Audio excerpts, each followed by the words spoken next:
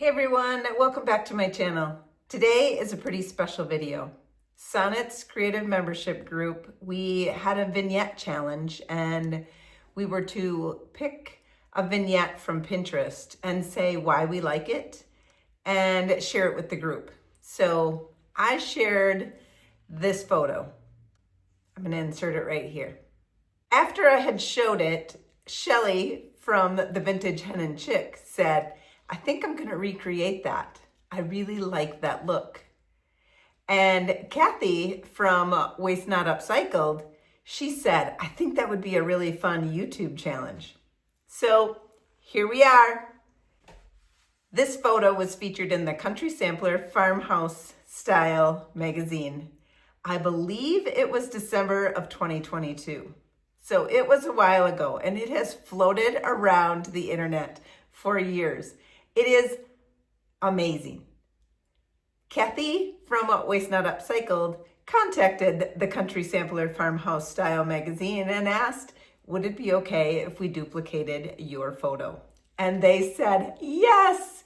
They loved the idea. They couldn't wait. We planned it.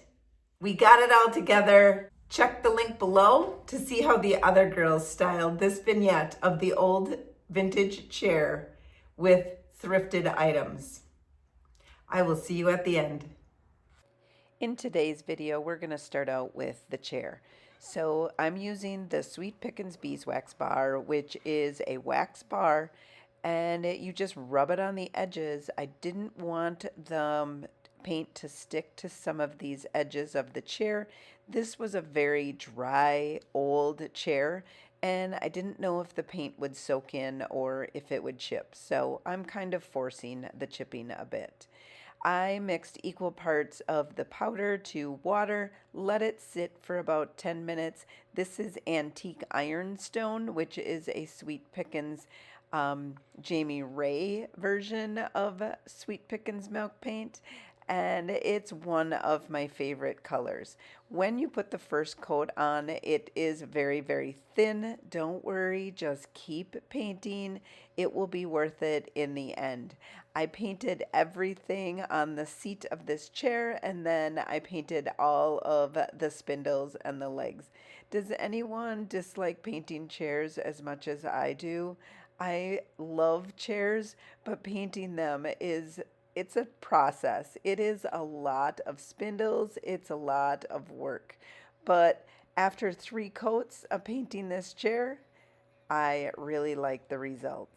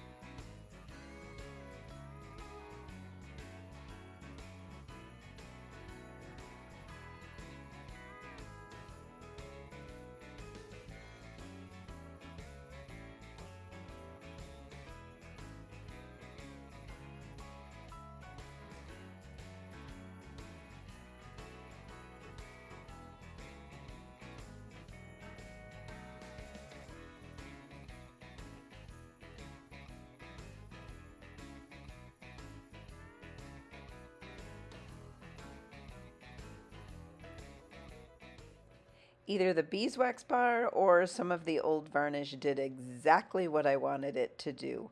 I got some pretty awesome crackling and chipping paint.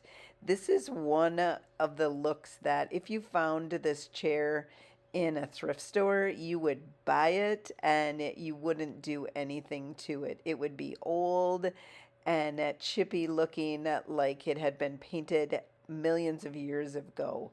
And that is exactly what I was trying to accomplish here with the Sweet Pickins milk paint. I did use the finger sander and made sure that I got all of those chips off. You want to make sure that you don't leave any of those chips hanging on there. You want to get them off, and like some of the parts where it didn't flake off, I also wanted it to have a natural distress look. Here is what it was looking like after 3 coats, and my finger sander just took some of that chippy off and made it look very vintagey. I love this look. Let me know in the comments if this is something that you like.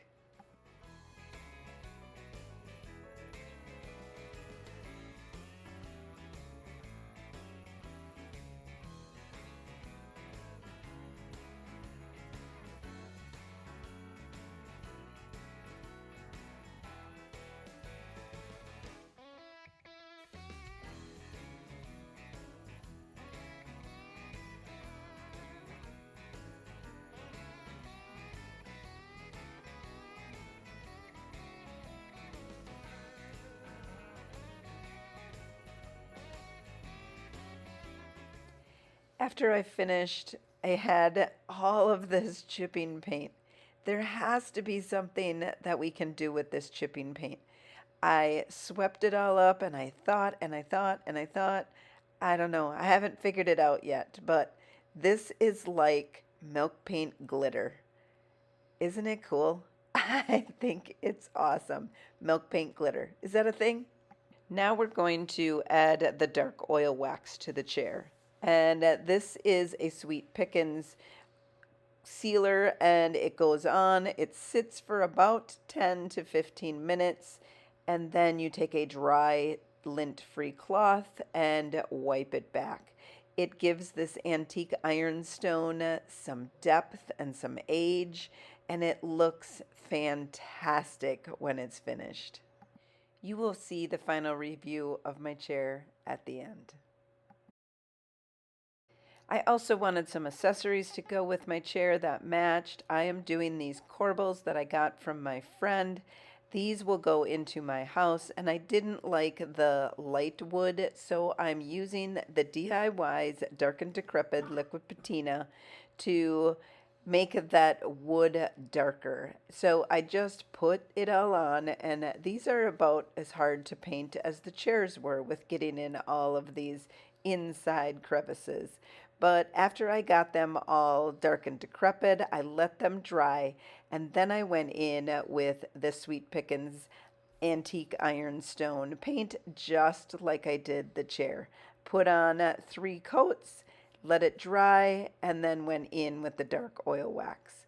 These corbels are going to look pretty sweet. I did not have any chipping, but I did have some crazing, and I do like the look of them.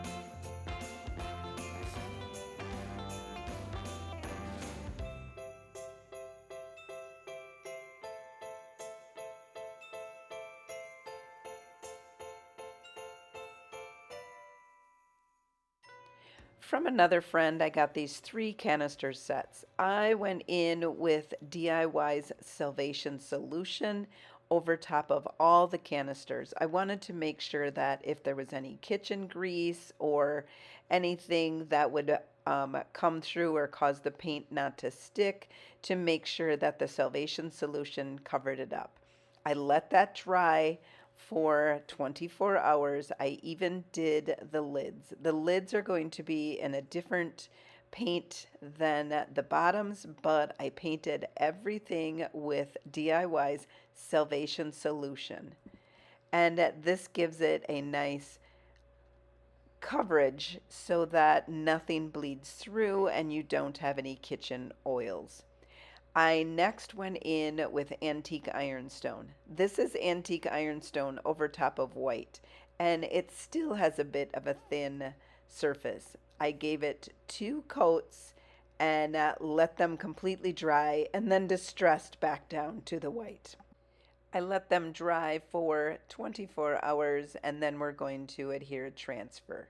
For the lids, I'm using the DIY's Carnival Red, and covered the entire surface with the Carnival Red. I did 2 coats of this Carnival Red, and it covered amazing. This Carnival Red is such a pretty Christmassy red. For the transfer on this box, I'm choosing the Partridge Lane transfer. I adore these little houses, and this house, this little pink house, was just screaming to be on this canister. I chose a different transfer for all 3 canisters, and after I had gotten that all transferred on, you take your transfer stick, rub on them. This is straight over the milk paint. I did not seal this milk paint at all at this point. I just let it thoroughly dry for 24 hours to make sure that it wouldn't peel up. I got absolutely no chipping or crazing from this milk paint finish, which sometimes happens. And after I got it all adhered on there, I went back and burnished it to make sure that it fit. Now I'm taking one of the trims that's in the Partridge Lane transfer and adding it to the top section of that canister set. I did this for all 3 canisters, and they look amazing.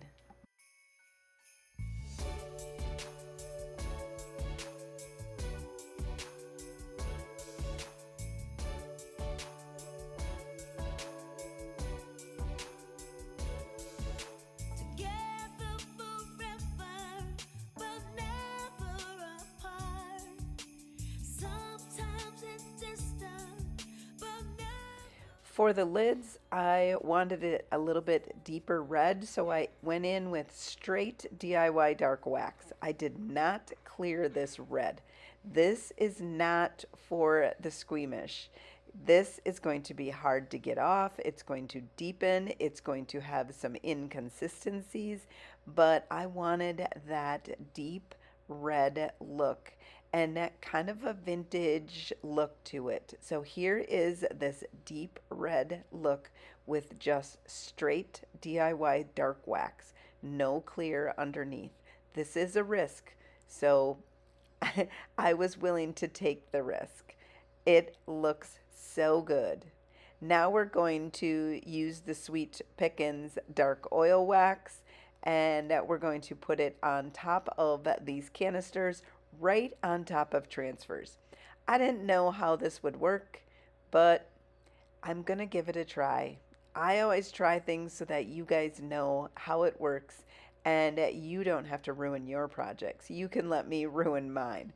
And this canister had the little church on it. I absolutely love this one. I went in with the dark oil wax on all 4 sides. I let it sit and then I wiped it off. These canisters turned out amazing.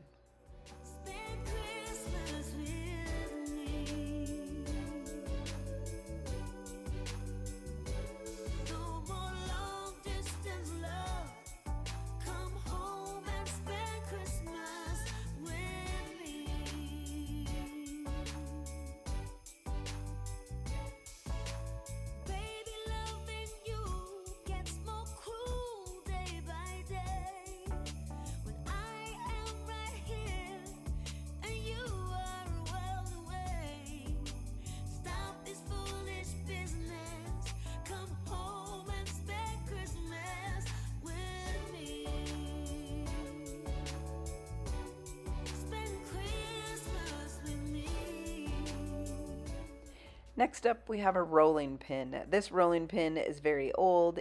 You could tell it had a lot of gunk on it. So I took and sanded it completely off. So now I'm down to the bare wood. We're going to use the winter adornment stamp. This is from last year. I still have many of these in stock if you want to purchase this stamp.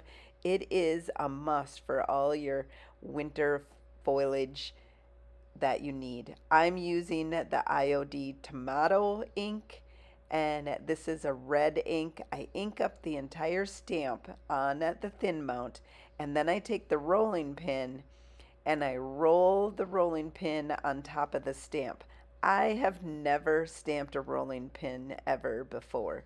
I know many people have, but it is something I haven't ever done.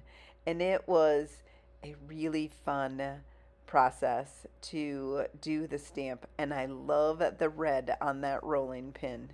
It stands out amazing. Then I went in with that same carnival red and I painted the handles in the carnival red and I dark waxed them, and they look so good.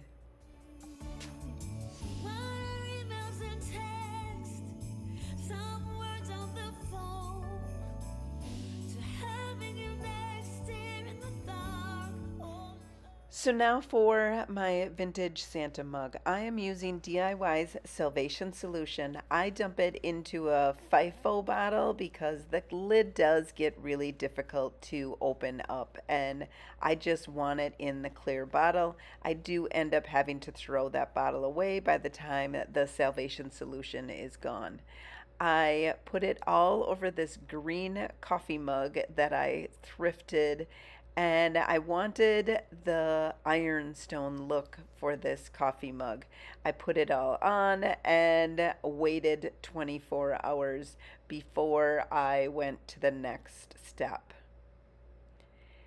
It is completely dry. Now I'm going in with that antique ironstone paint, the milk paint. I did not want this to chip. And since my Salvation Solution on the canisters didn't chip, I thought this one wouldn't chip either.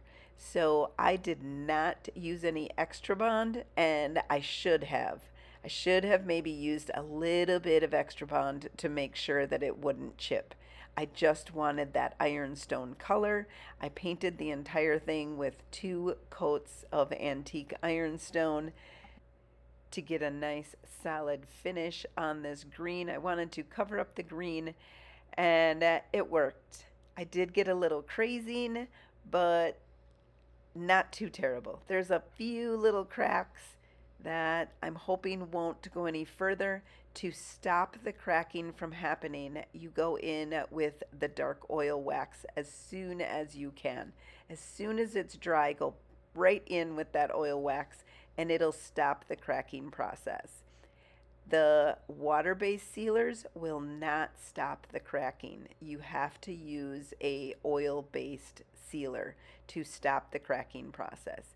Now I'm going to wipe off this dark oil wax, and we're going to reveal this ironstone Santa mug that I absolutely love.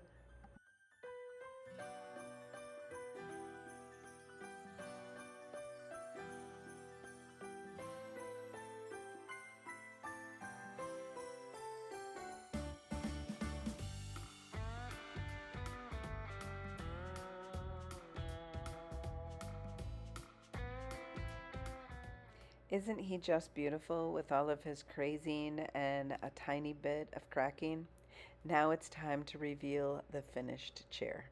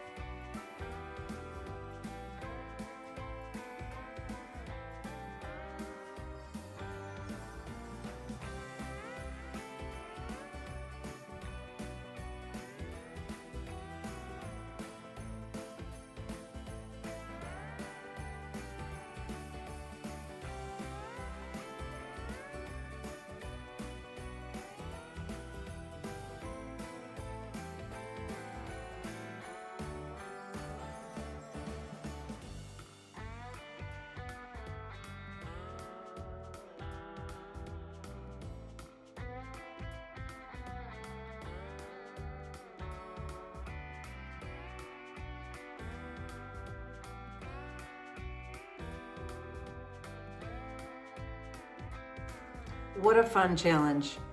I hope that you had as much fun as I did. This is an inspiration from the Country Sampler Farmhouse Style magazine. And I have to admit, I ordered the magazine. I seen the Christmas cover of this year. Oh, so good. So I ordered it. Just in case you want to also, I put the link below. Our challenge was to make the chair similar to the photo, not exactly like it.